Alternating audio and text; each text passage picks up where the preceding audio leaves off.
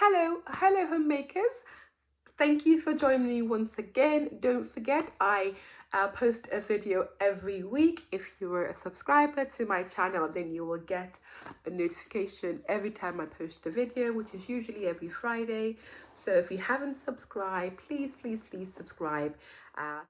So today, this is a question that somebody asked, and it's to do with cocoa powder. So you might have this at home. This is your normal hot cocoa powder for making things like hot chocolate. Now, someone asked me that I want to make chocolate cake and they asked for cocoa powder.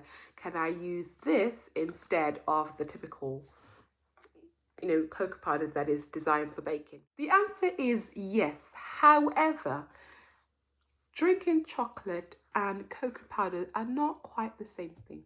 Let's take a closer look at the ingredients. Hopefully that is clear. So you'll see that this particular brand, it does contain cocoa powder, but it is actually reduced fat. It also contains sugar, glucose syrup, as well as milk ingredients that are made from milk. Okay, so this is, proper cocoa powder designed for baking. And I'll just put a caveat. I have nothing against this brand. It's just what I use at home. It's just to illustrate a point. So let's have a look at the ingredients and see what's in it. So it's got cocoa powder and it's got, acid regulators. That's it. No added sugar, no milk products. The advantage of using this is that you get proper cocoa flavor. You get the chocolatey goodness that you need. So the flavor in your baking is going to be very, very intense because it's mostly or even all cocoa powder. But with this, the cocoa powder is not the main ingredient.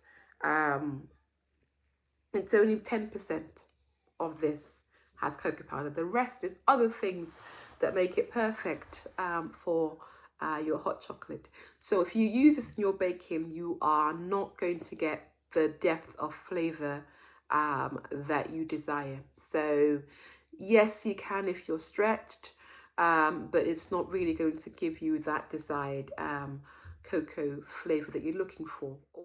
Although there are some cake recipes that specifically call for this type of chocolate, but again, it is built into the recipe.